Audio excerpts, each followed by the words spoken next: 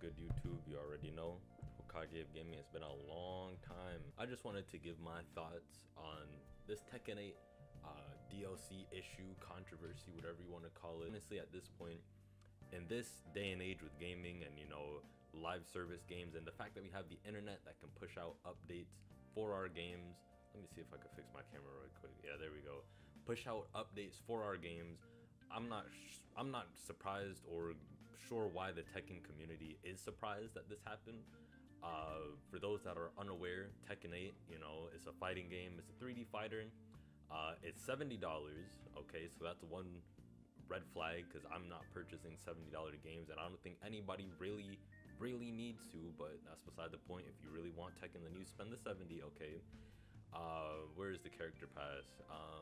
I can't find it, but if we go here, you see you have the playable character year one pass. Okay. And I suppose the important thing to mention is that this says playable character pass. It's not the season pass, as some people will say as we look into the reviews and whatever the case is. The main controversy is the fact that people have purchased the deluxe edition, the ultimate edition, spending $100 up to $110, and they aren't getting the stage with the game. As I said, I'm not quite sure what people expected in this day and age, because when Bandai Namco put like the battle pass or whatever shop in the game, people should have known then, but obviously they kept playing. And now that the stage isn't coming with the character pass or the season pass, people are upset, and I'm honestly at a loss. So we're gonna look at some of these. This here is a person, I'll probably leave this in the description if you really want to read it. And this is a developer just talking about the situation, and this is one of the comments in response to it. And I get where he's coming from, but like, it's important that you buy the DLC because the gaming industry has needlessly hyperinflated the cost of video game production, and so they can't sustain their product on its own isn't a very convincing take. If companies can't afford to upkeep $250 million products, then maybe they shouldn't be making $250 million products. And that's a fair point, that's fair. However, if you can't afford to spend premium money on a $70 game and all that comes with it, now mind you, the Tekken shop and all that battle pass stuff was added after review, so on and so forth, so it is hard to say because you didn't know that with your upfront purchase. However, it didn't stop, like, you could have taken a week and wait before you purchase the game, but now you purchased the game and you've played past the allowable limit that Steam is going to allow you to refund, so you have to sit with this $70 game that you have to pay for the stage separately from the character pass. I don't know what to tell you. Does it suck? Yes, but you could have waited a week. If you waited a week, you would have seen, I believe, I might be wrong, but okay, if not a week, at least 2 months. You could have seen what the practice was like. So we have this person saying, those thieves at Bamco scammed people, putting a supposed to be included in the season pass stage as a separate mandatory scenario if you want to get it, while stages have always been included in season passes along with their respective characters. And as I said, I believe Lydia, one of the DLC characters, she did come with the character pass. Her stage came with the character pass. Yeah, Lydia came with the character pass. No, her stage came with the character pass, and you know, that sort of set a bad precedent because I literally can't find it. But as you can see, it clearly says playable character year one pass. Playable character year one pass, not playable character stage. It's not a season pass. And of course, people are gonna probably come at me like, oh, well, you know what they mean and this and the next, but I might know what you mean and you might know what you mean, but what does it change? At the end of the day, Bandai Namco is selling you a product, and the product says the playable character year one pass, not season pass.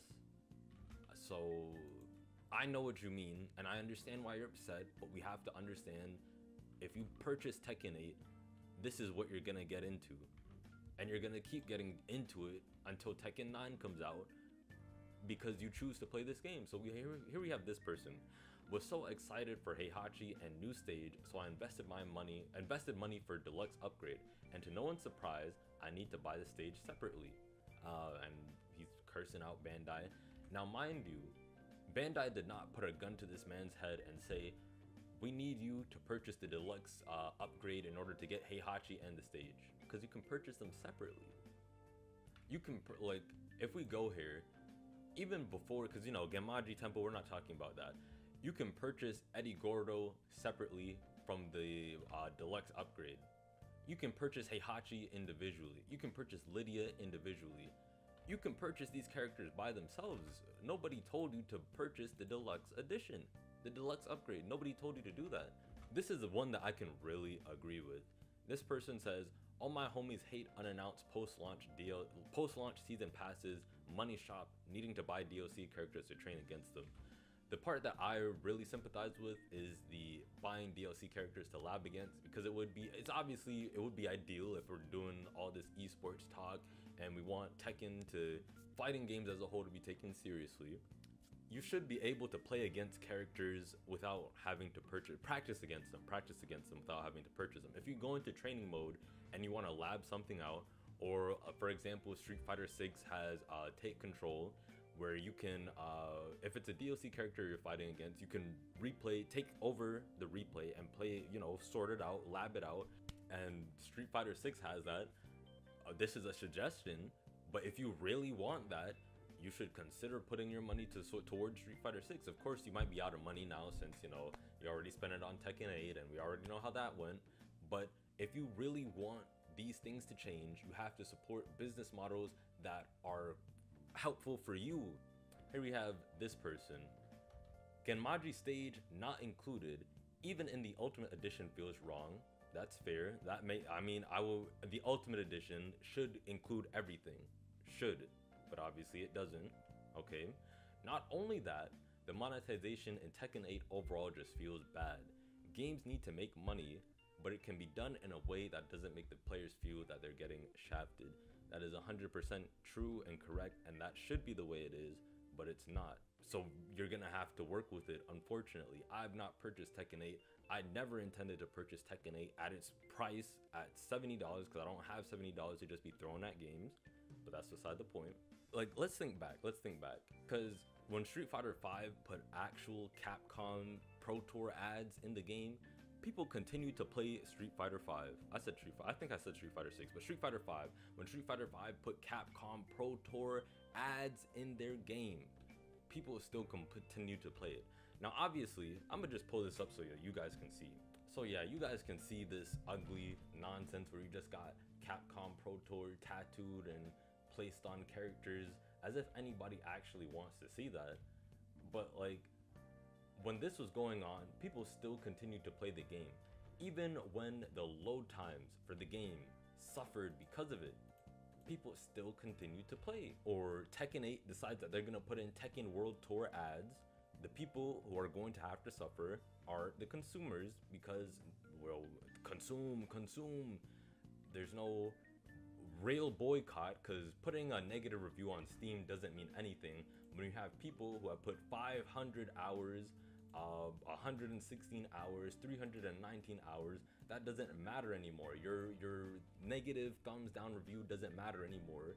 You have to actually take steps such as boycotting the World Tour, stop talking about the game, stop getting on the Reddit, don't interact with Harada on Twitter. I know it probably sounds radical and unhinged, but do you want to be radical and unhinged, or do you want your $70 to actually be worth something? I'm not trying to glaze Bandai Namco, but we live in the day and age where games receive updates, and the updates can be good and the updates can be bad. So if the update is bad, yeah, you can send a negative review, but what's gonna matter even more is if you stop playing the game, stop interacting with the company, stop interacting with the brand manager. You get what I mean? And like, let's even take a look at the Steam charts. I know people are gonna be like, oh, Steam doesn't mean everything, and that's correct. Steam charts, Tekken 8. So we got 8,000 people. Call it 8,600 people playing the game in the last 24 hours.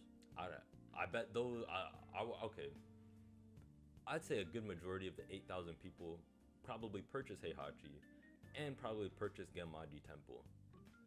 I know I didn't. Did you? But that's gonna do it for this little check-in video. You already know, like, subscribe, comment, and share. And that's gonna be me.